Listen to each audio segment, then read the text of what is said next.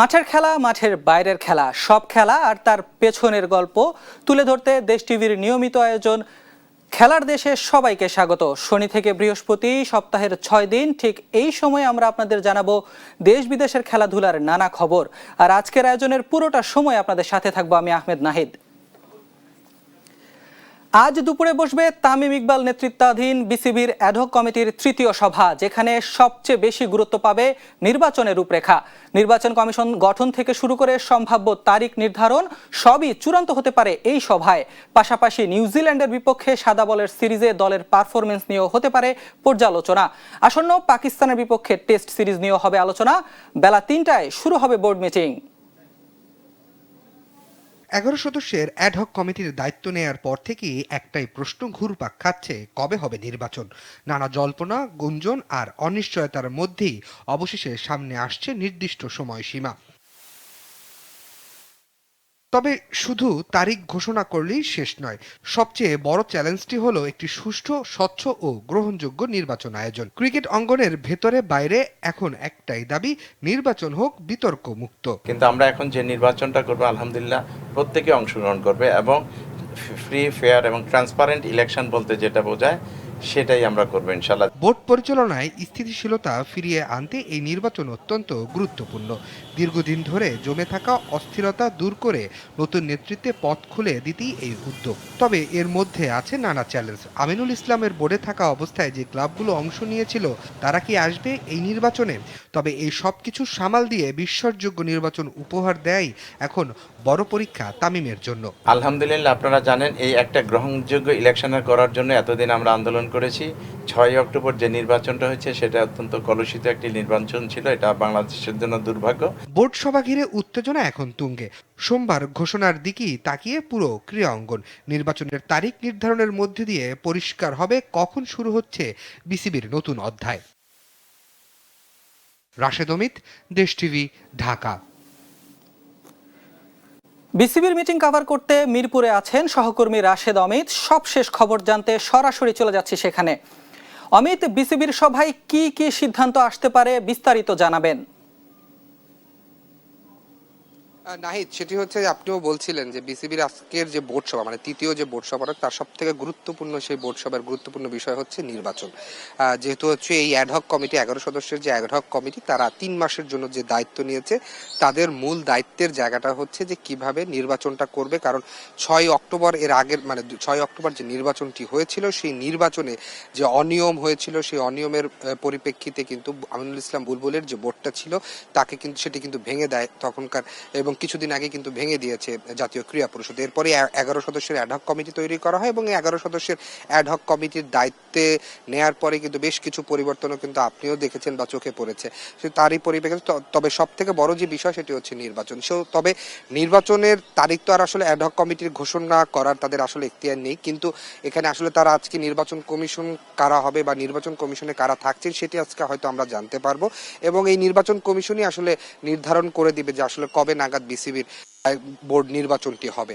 এছাড়া যেটি বিষয় হচ্ছে কাউন্সিলরশিপের একটি বিষয় আছে। সেই কাউন্সিলরশিপের জন্য, কারণ এর আগে জেলা পর্যায়ে যে কাউন্সিলরশিপগুলো ছিল সেই প্রক্রিয়াটা কিন্তু আগেই কিন্তু বাদ দিয়েছে ক্রীড়া পরিষদ। নতুন করে কাউন্সিলরশিপ বা তৈরি করে নেওয়ার জন্য অ্যাডহক কমিটি কিন্তু এরই মধ্যে 15 থেকে 20 দিন আগে কিন্তু জাতীয় ক্রীড়া পরিষদ থেকে চিঠি দিয়েছে, এবং 1 মাসের মধ্যে সেই কমিটি তৈরি করে সেখানেও নির্বাচন। তো সেখান থেকে যারা কাউন্সিলর হয়ে আসবে তারা বেসিক্যালি হচ্ছে আসলে ভোট দিবে এই বিসিবির নির্বাচনে। তো এখন সবকিছুর বিষয় হচ্ছে, যেহেতু সময়টা খুবই অল্প, 3 মাসের সময়, সেই 3 মাসের মধ্যেই কিন্তু আসলে এই নির্বাচনটা হবে। তো সেই জায়গাতে হচ্ছে জুন বা জুনের দ্বিতীয় সপ্তাহ নাগাদ হয়তো আমরা ধরে নিতে পারি যে নির্বাচনটা হতে পারে, কিন্তু এখনো সেই তার অপেক্ষায় আছে, সেই অপেক্ষার জায়গাটা আমাদের দেখতে হবে। এছাড়া আরেকটি বিষয় হচ্ছে যে নিউজিল্যান্ডের বিপক্ষে বাংলাদেশের যে ম্যাচ অনুষ্ঠিত হয়েছে, ওয়ানডে সিরিজটি বাংলাদেশ জিতেছে এবং টি-20টাও 1-1 সমতায় হয়েছে। সেই ম্যাচে সেই সিরিজেরও পর্যালোচনা হবে, এবং সামনে পাকিস্তান সিরিজ। এর মধ্যে আমার পিছনে হয়তো দেখতে পাচ্ছেন যে পাকিস্তানের খেলোয়াড়রা হচ্ছে অনুশীলন করতে এসেছে, তাদের এই টেস্ট ম্যাচ সবকিছু নিয়েই হচ্ছে মোটামুটি বলা যায় যে আজকের বোর্ড মিটিং এ কিন্তু বড় একটি ইস্যু থাকছে, এবং সেই বড় একটি ইস্যুর অন্যতম বিষয় কিন্তু এগুলো থাকলেও। তো এই ছিল আমার কাছ থেকে মিরপুরের শেরেবাংলা ক্রিকেট স্টেডিয়াম থেকে সর্বশেষ তথ্য। অমিত, আপনাকে ধন্যবাদ। দর্শক, আমরা শুনছিলাম বিসিবির মিটিং নিয়ে সর্বশেষ।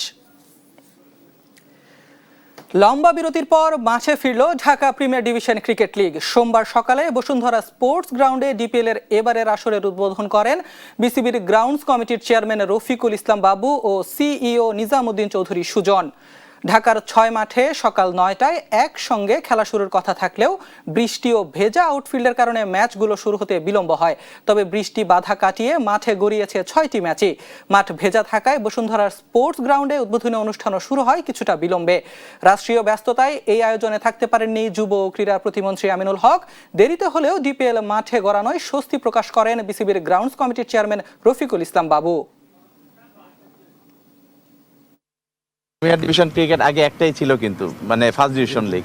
তো এটা অনেক আগে থেকে এই যে বাংলাদেশের ক্রিকেটার আজকে এই অবস্থা, এই অবস্থার পিছনে কিন্তু এই ক্লাবগুলির ভূমিকা অনস্বীকার্য। তারা যেভাবে এক সময় বাংলাদেশের ক্রিকেটটা যেভাবে চলছে সেটা হলো একটি ক্লাবের খেলোয়াড়, তারাই অফিসিয়াল, তারাই ম্যানেজার, তারাই ইনভেস্টর, এরকম ছিল এক সময়। এবং এটার থেকে আস্তে আস্তে আস্তে আস্তে আমাদের এই পর্যায়ে এসছে। সুতরাং এই খেলাটা না হওয়া বাংলাদেশের ক্রিকেটের জন্য একটি লজ্জাকর বিষয় হয়ে যেত। কিন্তু আলহামদুলিল্লাহ আমরা যেটা একটু দেরিতে হলো আমরা শুরু করেছি। আমাদের 2-3 মাস দেরি হয়ে গেছে এই লিগটা শুরু করতে, বাট ফরচুনেটলি আমরা শুরু করতে পারছি, এটা হলো বড় কথা। পেশোয়ার জালমির শিরোপা জয়ের রাতে পাকিস্তান জুড়ে এখন একটাই নাম, বাংলাদেশের নাহিদ রানা। তার গতির জাদুতে মুগ্ধ হয়ে পাকিস্তানি সমর্থকরা সোশ্যাল মিডিয়ায় তাকে গতিদানব আখ্যা দিচ্ছেন। এমনকি কেউ কেউ তাকে সেরা বোলারদের বিকল্প ভাবতেও শুরু করেছেন। নেটিজেনদের এই প্রবল প্রশংসা আর আসন্ন সিরিজ নিয়ে তাদের মনের ভয় এখন নেট দুনিয়ায় ভাইরাল। লাহোরের আকাশ তখন তপ্ত, কিন্তু তার চেয়েও বেশি উত্তাপ ছড়াচ্ছিল গাদ্দাফি স্টেডিয়ামের 22 গজ। 9 বছরের দীর্ঘ প্রতীক্ষার পর পিএসএল এর শিরোপা ঘরে তুলেছে পেশোয়ার জালমি। কিন্তু এই শিরোপা জয়ের গল্পের অন্যতম নায়ক হিসেবে যার নাম পাকিস্তান জুড়ে চর্চিত হচ্ছে, তিনি কোনো পাকিস্তানি নন, তিনি বাংলাদেশের তরুণ তুর্কি নাহিদ রানা। পেশোয়ার জালমি কেন এই বাংলাদেশি গতিদানবকে দলে ভিড়িয়েছে? ফাইনালের মঞ্চে তার যোগ্য প্রমাণ দিলেন নাহিদ। 4 ওভারের স্পেলে মাত্র 22 রান দিয়ে শিকার করেছেন 2 উইকেট। কিন্তু পরিসংখ্যান দিয়ে নাহিদের দাপট বোঝানো অসম্ভব। বিশেষ করে নিজের দ্বিতীয় ও তৃতীয় ওভারে তিনি যা করে দেখিয়েছেন, তাতে পাকিস্তানের সোশ্যাল মিডিয়ায় শুরু হয়েছে নাহিদ ঝড়।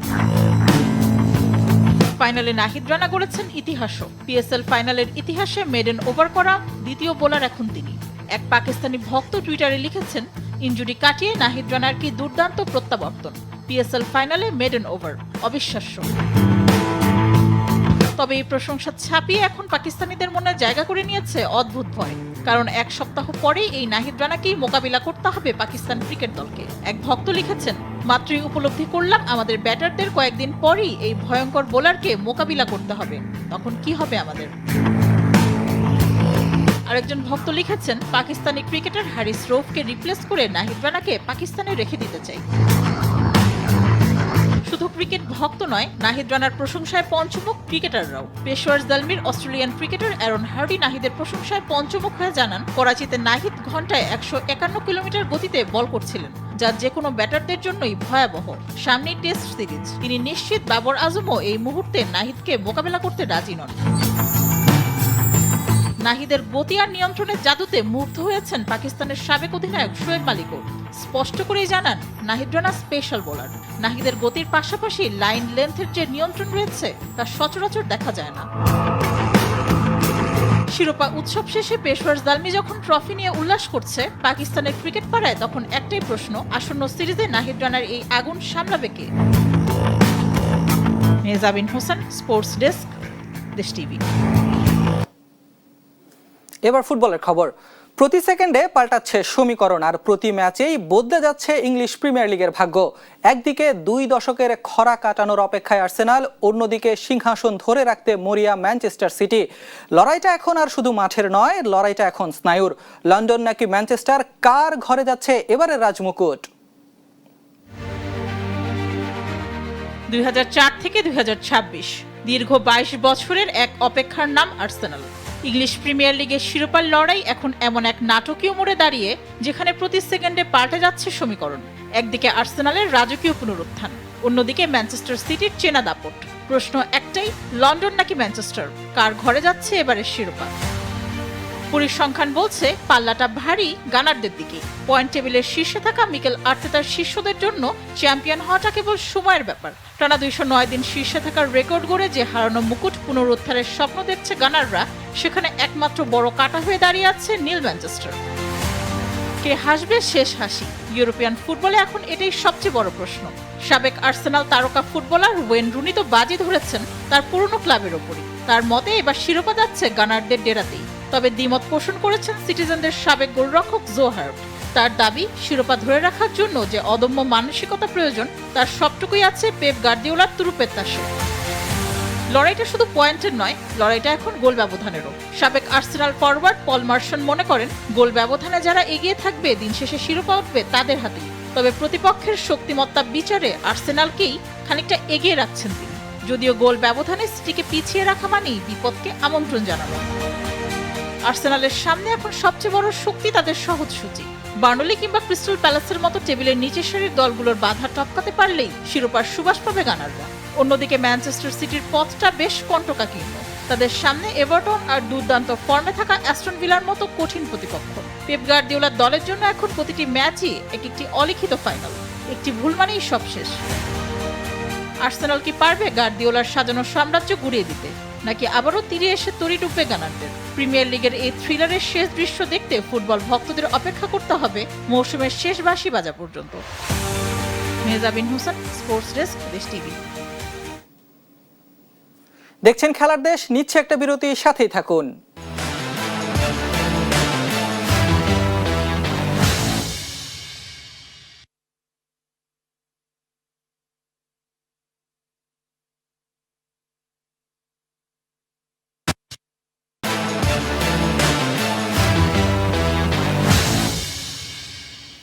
সবাইকে আবারও স্বাগত খেলার দেশে। জাতীয় ফুটবল দলের কোচ নিয়োগ বাফুফের বিষয়, তবে এই বিষয়ে সহযোগিতা চাইলে ক্রীড়া মন্ত্রণালয়কে পাশে পাবে ফুটবল ফেডারেশন। রবিবার গণমাধ্যমকে এমনটাই জানিয়েছেন ক্রীড়া প্রতিমন্ত্রী আমিনুল হক। এদিকে হেড কোচের জন্য 22 জন ও গোলকিপিং কোচের জন্য 14 জনের সংক্ষিপ্ত তালিকা প্রস্তুত করেছে বাফুফের টেকনিক্যাল কমিটি। আজ ন্যাশনাল টিম ম্যানেজমেন্ট মিটিংয়ে জমা দেওয়া হবে তালিকা। পারফরমেন্সে ব্যর্থতা ও দায়িত্বে অবহেলা সহ নানা অভিযোগে জাতীয় ফুটবল দলের হেড কোচের পদ হারান স্প্যানিশ কোচ হ্যাভিয়ার ক্যাবেরা। তার বিদায়ের পর হামজা শমিদদের ডাগআউটের দায়িত্ব নেবেন কে, তা নিয়ে জন্ম নেয় আগ্রহের। গুঞ্জনে আসতে থাকে নানা হাই প্রোফাইল কোচের নামও। তবে সেই আগ্রহের ইতি ঘটার অপেক্ষা আর বেশি দিনের নয়। বাফুফের কাছে আসা 300 সিভি থেকে হেড কোচের জন্য 22 জনের সংক্ষিপ্ত তালিকা করেছে টেকনিক্যাল কমিটি। সঙ্গে হয়েছে 14 জন গোলকিপিং কোচের তালিকাও। আমাদের একটা নির্দিষ্ট টাইম ছিল 30 তারিখ পর্যন্ত। 30 তারিখের মধ্যে আমরা যেসব কোচ পেয়েছি এর মধ্যে আমরা হেড কোচের জন্য 22 জনকে প্রাথমিকভাবে সিলেক্ট করেছি, আর গোলকিপার কোচ 14 জন আছে, 14 জনকে সিলেক্ট করেছি। আগামীকালকে আমাদের ন্যাশনাল টিম ম্যানেজমেন্ট কমিটির মিটিং আছে, আমরা অলরেডি ওই মিটিংয়ে কালকে হস্তান্তর করব। তো এই কোচ বাছাই বেশ কিছু বিষয়ে গুরুত্ব দিয়েছে টেকনিক্যাল কমিটি, যেখানে কোচের পারফরম্যান্স, ভাষাগত দক্ষতা ও প্রো লাইসেন্সের প্রতি ছিল বেশি নজর। তবে অভিজ্ঞতা বিবেচনায় বাফুফের নির্ধারিত বয়স সীমার বিষয়টি ছাড় দিয়েছে ফেডারেশন।